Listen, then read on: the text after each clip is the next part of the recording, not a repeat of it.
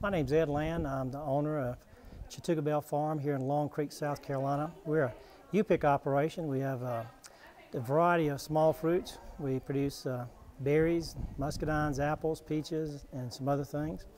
We also run an event facility here. It's a 138-acre working farm that we try to produce good quality food for the local population. And like I said, we also have an event facility and have a wedding going on today. And we just installed a full-service catering kitchen, but it's also cross-certified with the Department of Agriculture, where we can can our own products when we have leftover fruit and put it in a can and extend the life of it. And we also bake using our own fresh fruits on the farm. Tell me a bit about agritourism and how you're fitting in with that whole movement. Agritourism in South Carolina especially is just now becoming prevalent. The farmers have suffered in the past with the economy just like everybody else has, and so they're now learning to diversify and to put in different things on their farms that will draw the public in, but still get them here to pick the fruits and vegetables that we produce. But it, to me, is one of the best things that any farmer could do, is to get the public to his farm. People want to see where their food comes from. They want to see where it's grown and produced. They want to put their hands on it to pick an apple or a peach or pick a berry or do other activities. One of the things that comes of this type of opportunity is locals begin to develop a relationship with the farmer, as they did in olden times. Yes, they do. They start building a relationship with the farmer. They get to see how their food's grown. It's amazing how many children that don't know the difference between a peach or a tomato, an apple and an orange. We don't see the fresh fruits and fresh vegetables like we used to when we grew up on the farms and when it was an agricultural society in America. You know, for 300 years, that's what we did. In the last 70 years, we came off the farms and went to the mills and manufacturing, but now we're going back to the farms, which is a wonderful thing. And a lot of it out of necessity, a lot of it out of desire. A lot of people are developing an appreciation for very fresh foods. Do you have something coming up this very soon that people and chefs are going to have an opportunity to interact? Yes, this Sunday we have a farm to the table dinner coming up here at Chattooga Belle Farm. It's using locally grown foods within a 75-mile radius of the farm. We have 3 chefs coming from 3 premier restaurants over in Georgia. We have our own chef on staff, Pam Hedapole. They'll be cooking the desserts and also doing the hors d'oeuvres.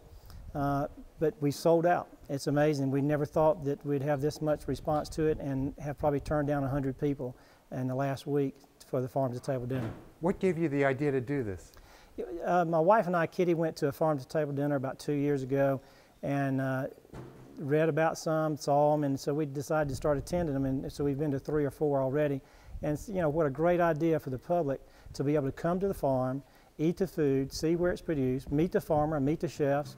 We also, the different farmers that are providing food this weekend will be here on Sunday, so they can meet those farmers and see where the bread came from, see where the grain came from, see where the vegetables came from.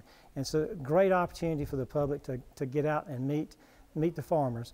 Also, it's a great opportunity to see this beautiful view out here at Chattooga Belle Farm and enjoy a nice evening in October.